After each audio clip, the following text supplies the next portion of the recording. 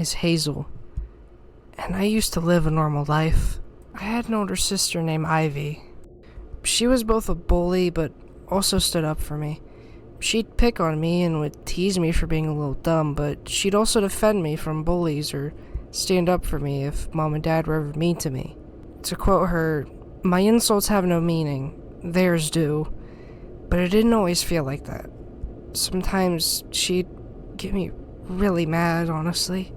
And now we're stuck in this weird, almost twisted version of our world. Sometimes the buildings around us seem like they're literally twisted. The world seemed to decay while our age was frozen. Kind of like those old space shows Mom and Dad used to watch, where the space people froze themselves. We decided to head to the city and see if anyone was there. But before that, we decided to stay in an empty house. I didn't dream of anything when I slept there, or I just don't remember my dream. I woke up to find Ivy curled up, crying near the doorway of the bedroom we slept in.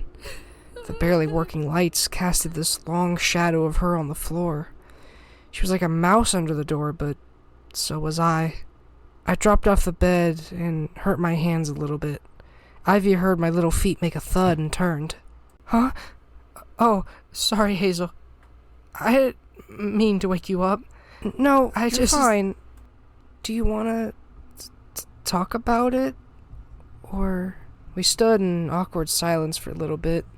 Her damp eyes met my worried ones, and she eventually uncurled like a tired jack-in-the-box. I just can't get over Ma and Pa. I feel like it's my fault." "It's not. It's whoever made those TVs all... made them suck out their faces. You did nothing." "But before this, I had a nightmare with that ferryman, and he promised he'd leave me alone if I went through this door, and I went through the door, and then I woke up to this. But..." Ivy started to sob and lean onto the wall like it was magnetic, her back pushing off small pieces of dry paint, falling to the back of her shoes like it was a sort of snow. All the while, a soft wind from a broken window brushed the snow along, taking it far beyond the house's walls. Ivy began to scream while facing the floor. "Why did you get dragged into this? I don't want you to... Ivy collapsed onto the ground, sobbing all the while. I leaned over to hug her, but her elbows were locked like steel. They wouldn't move. They stood like a statue, covering her eyes. I did the only thing I could think to do. I went to my rucksack and pulled out Mr. Teddy. He was a little bit bigger than before. Back then, you could mostly hold him with one hand. Now I had used both arms to drag him out. I stuck him out near her face, but her hands blocked the sight. I lightly tapped his arm onto hers. She made a little slit with her fingers to peek out.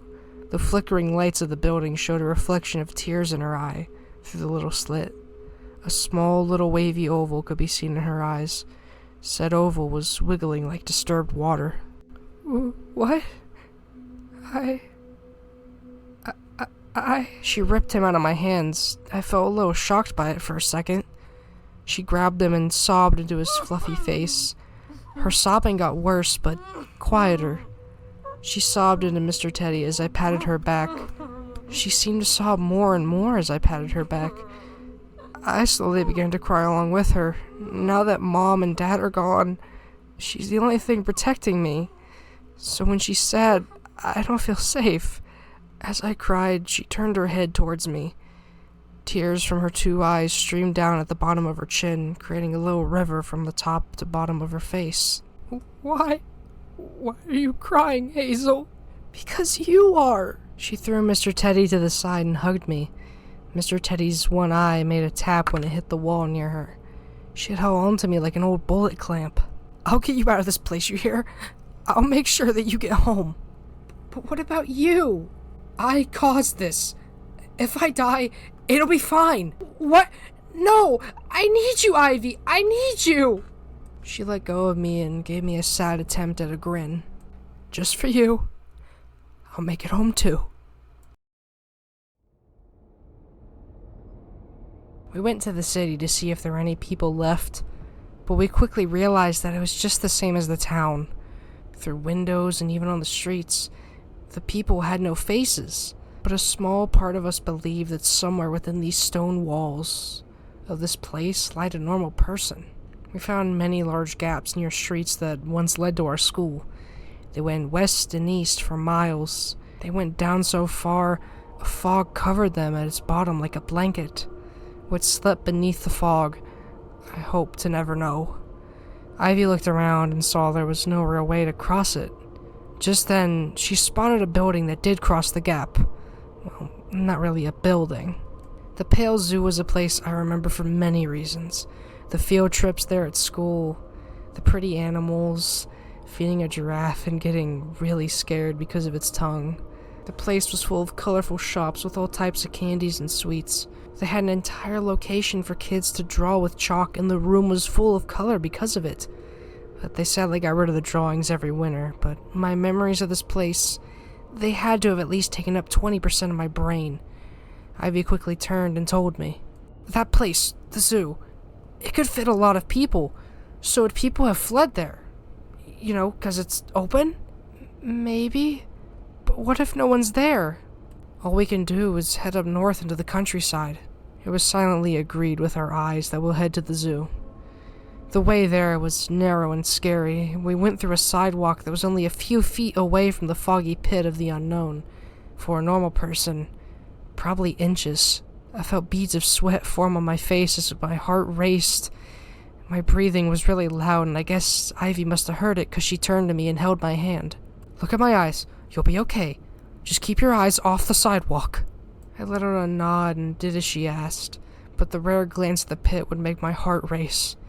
We finally got onto the road, and I let out a sigh of relief. "See, I told you, we did it." I never want to do that again. How much further is the zoo?" "It's about 3 buildings this way. We can just cut through some alleyways." We went through the alleyways, and we could hear TVs through the walls, blasting in this strange dialect we had never heard before. It made me wonder and think of something really random. What did English sound like to the immigrants after the Third War? Did it sound like what people hear on the TVs? What dialect did the people on TV say? Better yet, are the people on TV still alive? Or are they just reruns of old shows? Old shows from another dialect I've never heard? My ideas were interrupted when we came upon another gap near the edge of an alley. Ivy let out a sigh and turned to a nearby door. "Let me boost you up. See if there's a way to cross." She boosted me up, but the door was locked. Ivy paced around, trying to think of what to do. I saw a window nearby, a little high up, but I could reach it if she boosted me just enough. "Ivy, I can reach that. Give me a boost." "You sure? Where else do we go?" She boosted me really high. She let out a grunt of pain as I did. I guess those mean girls at school were right. I am fat. Even Ivy struggled to lift me up, but she's taller than me. I grabbed the ledge, and just as I entered, I yelled to Ivy, "Sorry, I didn't mean to hurt you. I'm fine, just unlock the door." As I crawled in, I realized what I was in. An old abandoned toy store. Within its rotted walls laid many toys. All of them sat in blankets of cobwebs and pillows of dust. Dolls, silly putty, brightly colored small BB guns, little toy soldiers, board games like checkers, snakes and ladders, peggotty, cowboys and Indians. Little gumball machines sat in dust too. One of them was shattered, and I tipped over to it and got 2 little gumballs for me and Ivy. I was reminded what I was doing when I heard a muffled yell from the door. "Hazel, you hurt?" "No, I'm fine." I saw the door had a little latch at its bottom. That must have been what was stopping it from opening. It took a bit of time, but I yanked it out. I yelled through the thick door, "I opened the latch! Can you find a way to open it?" Hold on. Yeah, wait a second. I heard metal scraping for about 2 minutes, and then Ivy opened the door. When she opened it, I realized she spent those 2 minutes pushing a wooden crate to the front of the door, jumped on it, and then grabbed the knob. She hopped down and looked at the store. What happened to this place? It might be whatever made the rest of the world this way. Ivy stared at the ground with this odd look, and then she perked her head up like she had a light bulb above her. "Wait, Hazel, I just realized, if the TVs have shows, normal people must be out there, right?" "But Ivy, what if What if they're just reruns? She looked down and her grin of groundbreaking discovery crumbled into a frown. Well, adults have to be around. They have to. We walked through the store. The creepy old music seemingly got louder suddenly. Like the store was yelling at us to leave. Like the toys served as its millions of tiny little eyes. As we tiptoed around, I saw a shelf with multiple Mr. Teddys, even though Mom told me she made him with her own stitching. That he was a special gift made just for me. That he was the only Mr. Teddy out there. So why was there about 24 of him here? Ivy? Didn't Mom say she made Mr. Teddy just for me? What do you mean, made? Like she sewed him together. But then why is he... I shouldn't have, but I felt an anger build in me for some reason. It came out in an ugly yell. Mommy lied to me! I threw Mr. Teddy with all my might into the shelf. He made a thud and slightly moved 2 of his other clones. The only thing telling mine from the others was the stitches, stains, and missing eye. Shh, you might alert one of those things. I don't care! They're too glued to the TVs anyway. Hey. Look at me. It's okay. Mommy may not have made those for you, but she still bought it for you. Besides, we can't really yell at her now. She grabbed Mr. Teddy and lifted him up to me. His one eye was now tilted a little bit to the side. Besides, there's only one of this Mr. Teddy. He's special and Mommy got him for that exact reason. True. I thought... She gave me a slight pat on the back followed by a light tug. That was her way of saying, we need to get moving now. We walked out of the toy store, my eyes glued to the Mr. Teddy clones. We finally reached the entrance of the zoo. The sign had completely fallen apart. Where once was this entrance of magic was just a moldy corpse of it. One of the O's on the sign had fallen off. There were cracks and chunks missing all along it. The bright blue sign was almost gray. Leaves hanged from it and dangled like helpless people on a sinking ship, the sea below being that rotted ground beneath it. The fish within passing it by with no mind. Like the other fishes, we swam into the zoo to get across this endless city. The ticket booth was no longer a bright yellow, but a dried orange. Where once was a chipper ticket taker was now no one. A small light in it flickered faintly, showing off the rotted walls with each click, like it was playing a peekaboo with us. The only way north and out of the city was through the aquarium. I looked left and right and saw nothing but animal houses, just glass into a little cage or a mini forest. There was no tigers, eagles, lions, elephants, giraffes, or even stray pigeons. It was just glass into a little forest, almost like a dollhouse. A dollhouse for those animals. As we walked, I looked around the trees, and despite the chilling air, the leaves were still hanging on. They had all turned brown and green, but yet the cold air hadn't killed them somehow. And then something hit me, quite literally. I realized the wind was coming from the north, and in the north was that giant tower that suddenly showed up. Even stranger, it would hit us in these bursts. It would hit us, take a minute, and then hit us again. It was almost like the wind or the tower was breathing. As we walked, my arm tapped my coat pocket. I felt a little round ball, and then I remembered the gumbos from the toy store. I pulled them out and handed them to Ivy. Where did you get that? That old toy store from earlier. There was 2 of them on the ground, so I took one. One for me and one for you. Do you want one? No. I'm fine right now. Come on. Let's just head through the aquarium. What's wrong? I don't like it here. I don't know why. I didn't feel like trying to start a debate, so I just kept walking with her.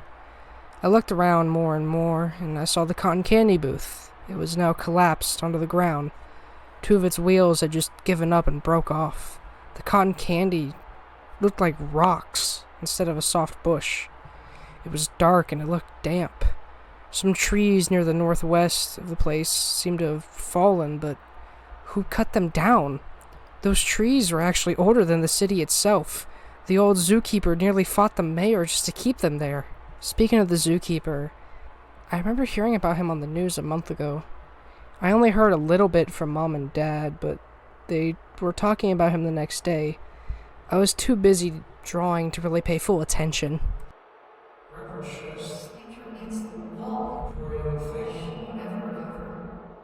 I never really understood what they meant, but when I asked, they just said that he was really mean to a coworker. We kept going, and I just kept staring at the blue sky. I didn't know why the sky had this bluish glow to it. It never did before. I began to realize that time itself didn't even seem to move either. It'd been pretty much the same time of day since we woke up here and have been trapped here. As we kept going, a loud laugh broke the silence and snapped me out of my thoughts. Ivy? What's Shh! That? I don't know. Ivy, I'm scared! Shut up, you'll get us killed, you little scamp! I don't know why, but her calling me a scamp just was my limit for some reason. I mean, she yelled at me yesterday, but I was willing to understand, but maybe it's because the girls at school called me a scamp. Maybe it's because my parents are gone, being alone, and now whatever's lurking ahead. I just hit my limit and I started crying. And the next thing I knew, Ivy grabbed me and dragged me over to the ticket booth. The way she dragged me was almost like Daddy playing piggyback. She laid me on the ground and whispered to me, Shh, I didn't mean to upset you, but if you don't quiet down, whatever that is, it might come for us. All the girls at school called me that. I just got mad. I'm sorry, we can talk about it later. Right now, we have bigger problems. The laugh grew as the shadow appeared from the aquarium's entrance. From the distance came the zookeeper, but not like I ever recalled. In his hand was a flashlight that shined down like a sun on this blue sky. His face looked like some abstract painting. His right eye socket was the size of a tube entrance. The other was as small as a fisheye. His right hand held onto that flashlight. Calling his fingers crooked wouldn't do what I saw justice. They bent over each other, pinky over thumb, thumb over ring finger over index. It was like a knot made of bony fingers. The fingers themselves had a slight redness to them. His teeth looked like moldy chalk sticks. He had a few long stray hairs on his large head. His nose was just this dent with two holes, like somebody pushed it back in. Ivy tapped my shoulder and looked at me. See this? She pointed to a small medicine bottle of glass. She threw it and it made a shattering sound, but the zookeeper didn't move. He just stood there. I began to shake, thinking that he knew we were here and this was just his evil little game. This was his way of torturing us before he got us. Suddenly, a stray bird flew down and it got caught in his flashlight's glow. Almost like something in him snapped. He ran over to it at a bullet speed. The bird itself flew away, but his speed unnerved me. When he was running for the bird, it sounded like he was having a really horrible asthma attack.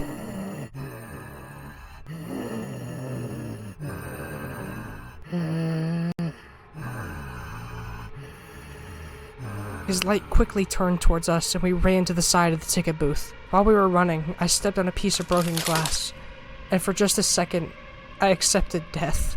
I thought he heard it, and he knew I was here, and he was gonna do something to me that I didn't want to know. But instead, he just kept his light where he put it. He didn't at all try to check what the noise was.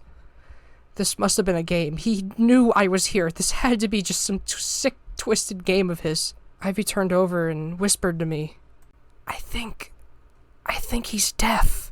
Ivy decided to check this by grabbing a brick and throwing it against a nearby trash can.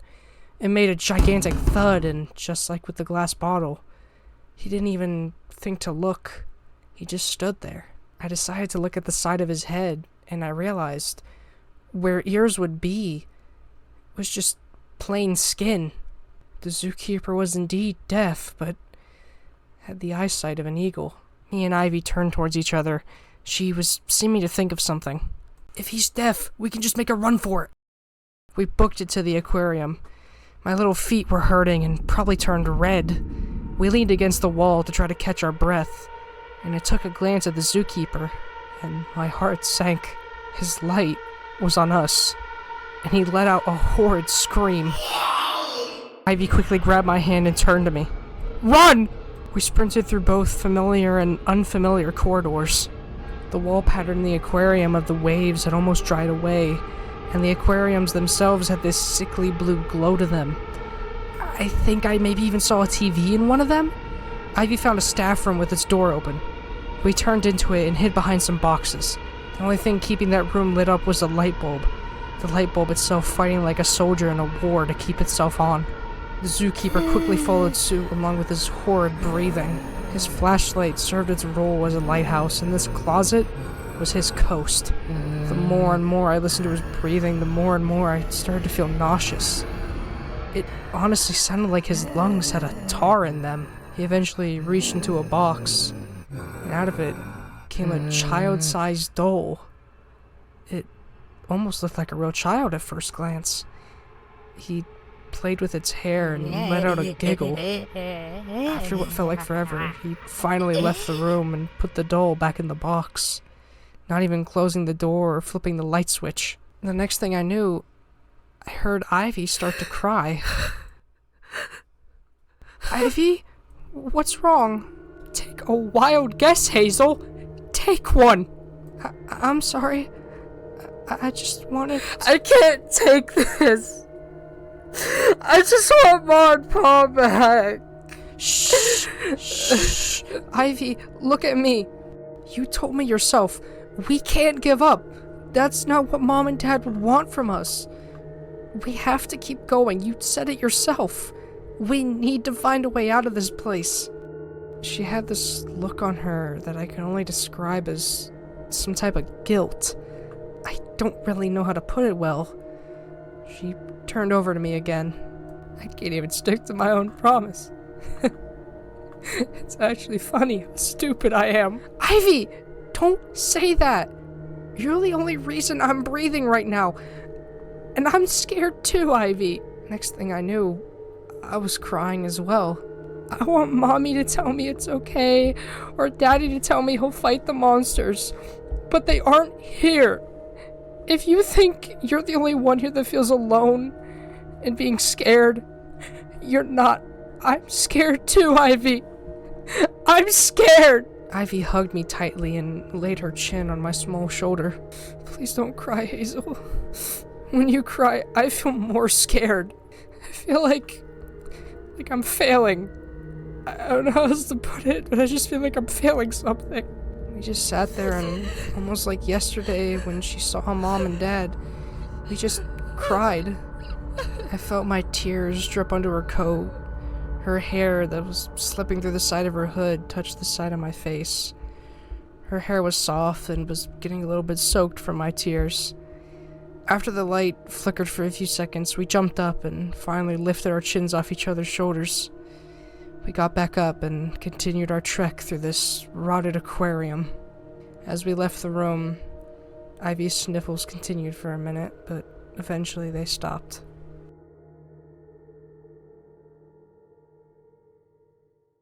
The walls were damp and some of the glass for the fishes was cracked.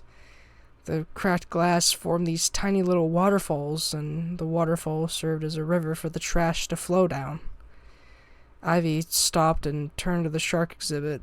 Her pupils were wide, and I swore she was about to cry again, but she never did. Back when we came here about 4 years ago, Ivy was really scared by the sharks. One of them got really close to the glass and ended up bumping it. It caused a very tiny crack to form. It wasn't enough to let the water out, but you could see the crack, and Ivy glued herself to Dad's thigh. We went quickly through, and Ivy spent the whole time in the aquarium just shaking.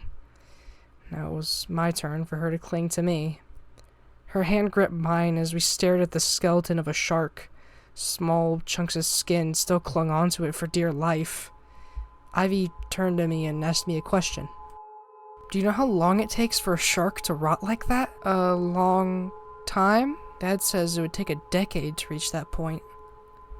He used to hunt, so I figure he knows what he's talking about. Does that mean, like we jumped forward in time? I pondered what she asked for a little bit. It explained the rotted buildings and dead trees, but then how did we not age a day? Not to mention, everything is suddenly so much taller. We've gone from being around 4 feet to just a few inches tall. Not to mention the obvious fact all the adults we've met are monsters. We haven't seen a single kid but our own reflections in the puddles and glass. We stared at it for a bit longer before Ivy said that we should get a move on. The glass to the aquariums themselves were barely lit. They were the only thing actually keeping light on in this place that seemed to have lost all its power. There was still the occasional rare light that still worked to guide us along, but they were far and few between. Ivy was ahead of me, and she suddenly stopped and whispered, despite the uselessness in that. "Look out! I see him!"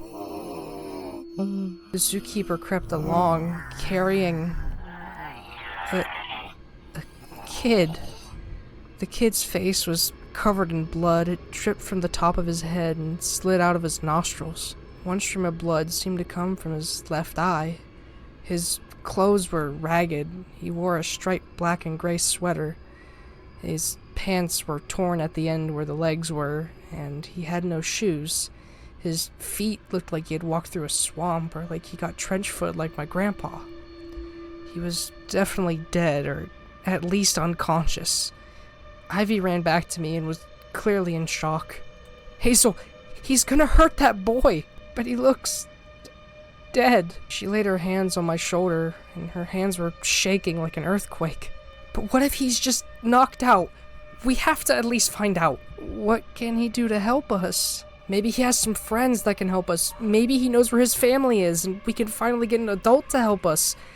We gotta find out, Hazel. But I don't know him." "Hazel, if you were caught by that thing, you'd want anyone to save you, no matter if you knew them, right?" "Yeah, but for all we know, he might torture him to death, or eat him alive, or whatever. You're right." We put our backpacks near the entrance of the room we were in so we could just grab them again if push comes to shove. Not to mention, the water up ahead was really high and could ruin some of our food. We didn't tiptoe, but walked behind him. All the while, he kept making that horrid breathing. Sounded like an old car failing to start. We walked through more and more of this once pretty place. The corridors were either rotted, damp, or both. The giant glass where the killer whale exhibit had shattered, and the water to the main path he was taking made almost a lake. While the water only reached his ankles, it went up to our waist. It was cold and my teeth chattered. I felt like my legs were trying to dance in snow. Ivy seemed to notice and wrapped her arm around me, but she leaned in and whispered, "Don't move too quickly. He might feel the water move." We began to tiptoe through the water now. My legs had gotten numb at this point, it was so cold. As we went on, there were empty water bottles, cans, a toy here or there, and even some child's clothes in the water. All of it just floating like disgusting lily pads. Out of nowhere, a piece of the ceiling began to fall and hit the water. The splash hit the back of his knees. The keeper saw it too and flicked his flashlight towards us. Ivy grabbed my hood and yelled, "Hold your breath!" Ivy threw me and her own self under the water. I could feel my eyes hurt and my lungs hurting, not even after a few seconds. If I was able to maybe prepare holding my breath, I would have felt better, but it might have just been the shock of the cold water. I didn't know. The zookeeper slowly walked along, and his feet created little waves that would push us around a little. Next thing I knew, the edges of my vision began to turn black. I realized if I didn't get out of the water soon, I was gonna pass out or drown. I didn't care what happened. I didn't want to drown. So I threw myself up and could barely catch my own breath.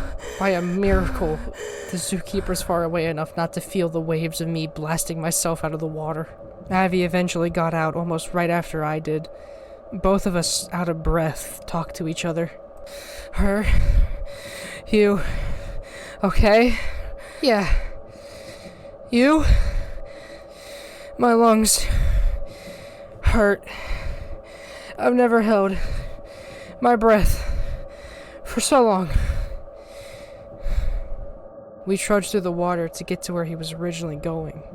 The door read staff only. It was a corner behind it that led to 2 rooms.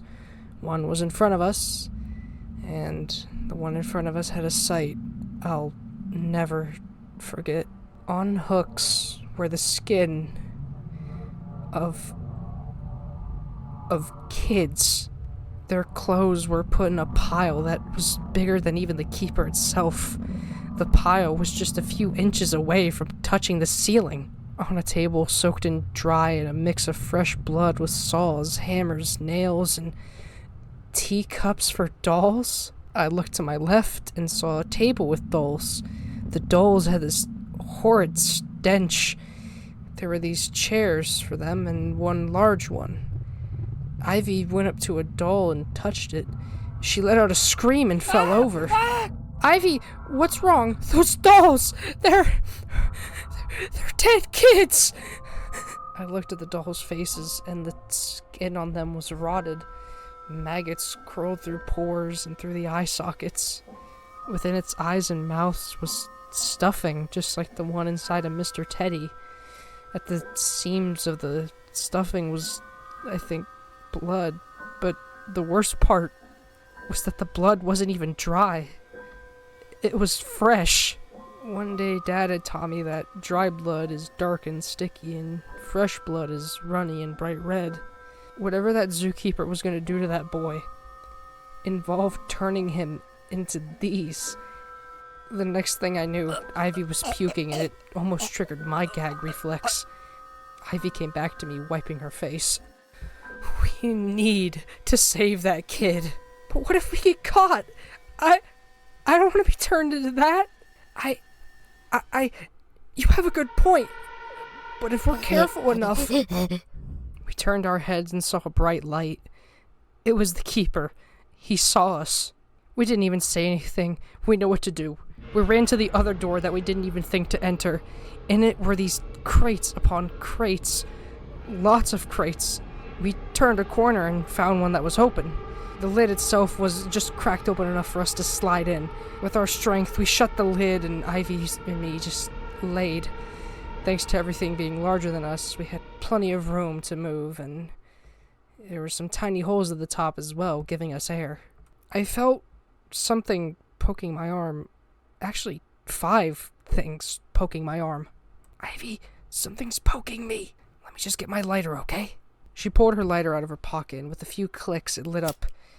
What was poking me was bones. The bones of dead kids. As a matter of fact, the entire crate was full of bones from dead kids. Me and Ivy both screamed in fear. Ivy was kicking her feet and accidentally kicked a skull off a spine. Ivy clutched onto me and began to cry, and I understood why. 'Cause I was crying about the same idea.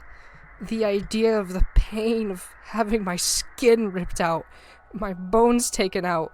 Or what if he tied me down and did it to Ivy first, and I didn't even want to think about it. Ivy cried out in fear. I won't let him take you! We heard his footsteps. His rugged breathing told us where he was. He eventually, after what felt like forever, shut the door and left. Ivy let me go with tears streaming down her face. Me and her got out of the crate and looked around for a second. Ivy spoke to me. Do you still want to rescue that boy? I really don't. I'm sorry if I sound mean, but I don't want to...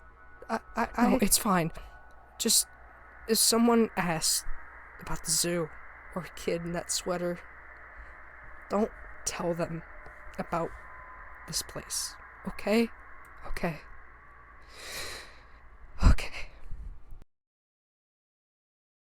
As bad as I felt, I didn't want to die. Since the door was shut, we did our little game of toss Ivy up to open up the dumb door. And we tiptoed out, even though we didn't need to, but it was better to walk slow in case he was just around the corner. Luckily, he wasn't there, and we kept walking, and I looked into the room with all the skin and clothes, and he was taking a saw to the boy's back, making this horrid, rugged cutting sound. I tried my best to look away, but out of the corner of my eye, I could still see it. Ivy turned to me.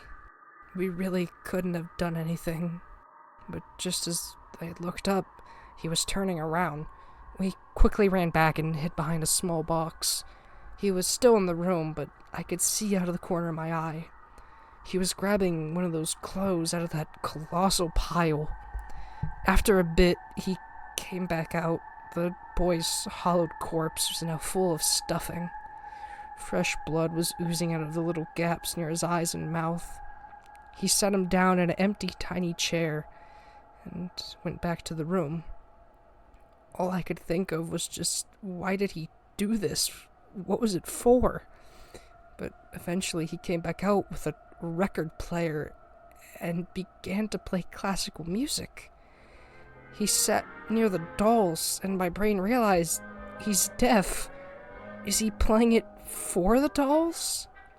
He poured out what almost looked like mud out of a teapot into these tiny cups for the dolls.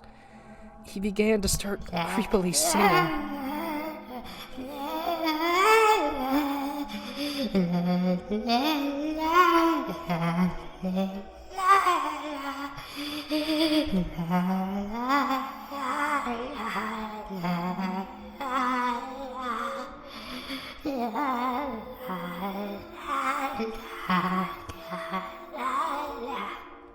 We couldn't leave because he'd see us, so we were just forced to listen to this horrid song of his.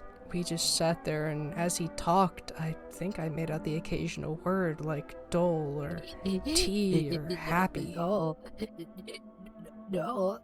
He poured tea out of his cup until it overflowed out of the other small ones. He got back up and went to go fetch more. Ivy took my hand and told me to go, so we ran back and trudged back through the water, this time a bit faster. We'd eventually returned to where we got our rucksacks. I unzipped it and saw Mr. Teddy, and I just felt tears start to form in my eyes. This was truly the last thing I had of the normal world left. I hugged him tightly, crying into his soft face. Ivy grabbed me by my shoulder and bent down to hug me. Shh. We're gonna get out of here, alright? Just head north through here, and we'll have a straight shot to the countryside. I'm sorry to drag you into all of this. I'm just scared, Ivy. What if out there's worse? What if this is the least bad thing out here? If it isn't the worst, then whatever it is, we'll have to get through your big sister, okay? You won't be hurt as long as I'm here with you. I nodded. She was just trying to calm me down, as if she could stop whatever was beyond the zoo. We got out and went to the north part of the building. All the fishes here seemed to have died a long time ago. When you got close and looked up, you could actually see the fish's dead bodies. All of them were floating in a horrid pile. The rare bit of blue outside light would be able to stab through the corpses and shine into the aquarium. We finally found the exit. Sadly, it began to rain. Thankfully, we had our hoods, but I could see Ivy was shivering.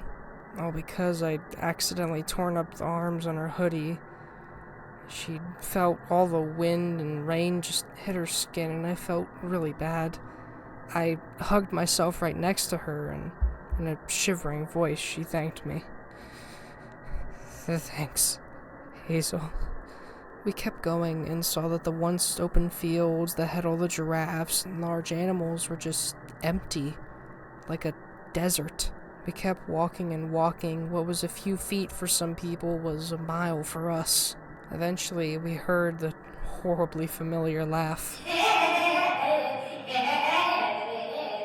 It was the keeper again, and normally, whatever, we could just hide, but we're out in the open. There's nowhere to hide. We ran and ran until we found a restroom. We went to go try to crawl under the stalls, but the stalls had little to no room underneath them. We couldn't fit. Eventually, he ran in and just stared with his horrid large eye. His flashlight was like the sun, and for the first time, I think I heard audible words. Friend.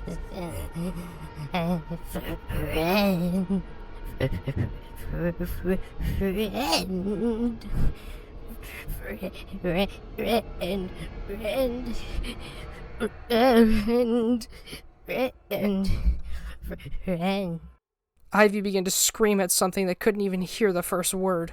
Just leave us alone! Just leave us be! We've done nothing to you, you sick monster! Her voice echoed off the bathroom walls and made this horrid noise that hurt my ears. I looked around to find something I could throw. Toilet paper? That wouldn't hurt him. Water bottles wouldn't do anything either. And then I saw a slightly chipped cup that he must have left here. I don't know how else it could have got here. I ran over and real quickly gave it to Ivy. It was a bit bigger than my hands, but it was light enough to hold and toss. I gave it to her and she looked confused. Ivy, throw it at his eye! We'll just do it! She threw it right at the bottom of his giant eye. It made a shattering noise as he leaned against the wall in pain, all the while screaming very loudly. While he was too busy trying to deal with his wound, we ran out of the bathroom. Near the back of it was this small hole in a fence that was a little bit boarded up. The nails were rusty and worn, and with a good tug, you could probably yank it off. Me and Ivy just kept tearing and tearing at them. It took all of our strength combined to rip off one board. Eventually, he came back around, and his laugh was just like what it used to be. He came over, and his flashlight shined right on us. Ivy screamed right next to my ear. "One more pull!" With one last yank, the rusty pieces of nail flew off the board and it fell onto the ground. As I crawled through the fence right after Ivy, I could hear his fingers begin to touch the ground, but I was far enough away to avoid it. Eventually, he began to stomp the ground and cry.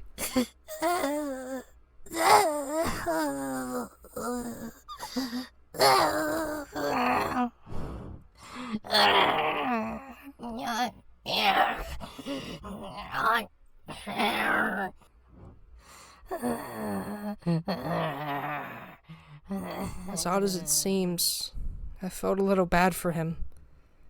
I thought maybe he just wanted a friend and didn't know how to get one.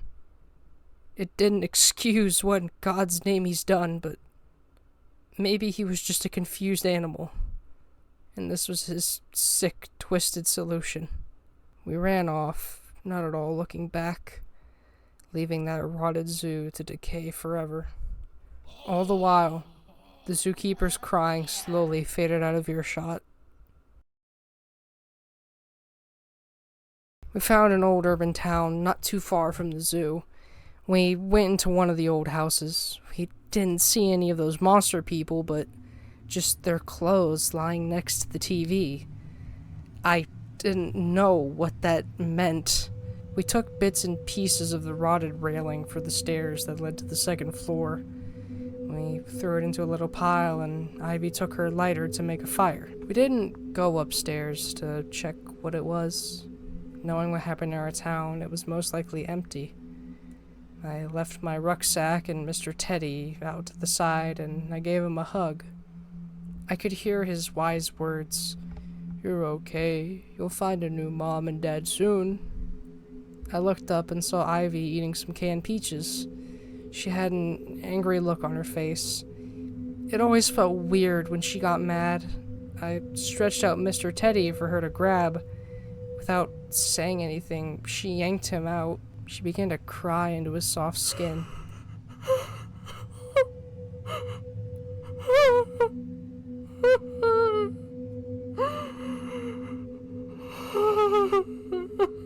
Ivy, do you want to talk about it? When I saw those dead kids at the zoo, I just thought, what if he took me, or you, God forbid you? What would our last moments be? I don't ever want to know what, I don't ever want to feel that again. Never again. I scooted over and wrapped my arm around her neck. She leaned against me. Her weight pushed me a little, but I did my best to keep her up like a crutch. She let out a little bit of a sniffle and began to speak. "You're all I got now. Please don't ever die. I won't, Ivy. I'll be by your side until we get out of here, I promise. I tapped my pocket and felt a round ball. It was the gum that I'd stole all the way back from the toy store. I pulled it out and handed it over to Ivy. You still have that gum? Probably tastes like crap. You can't knock it till you try it.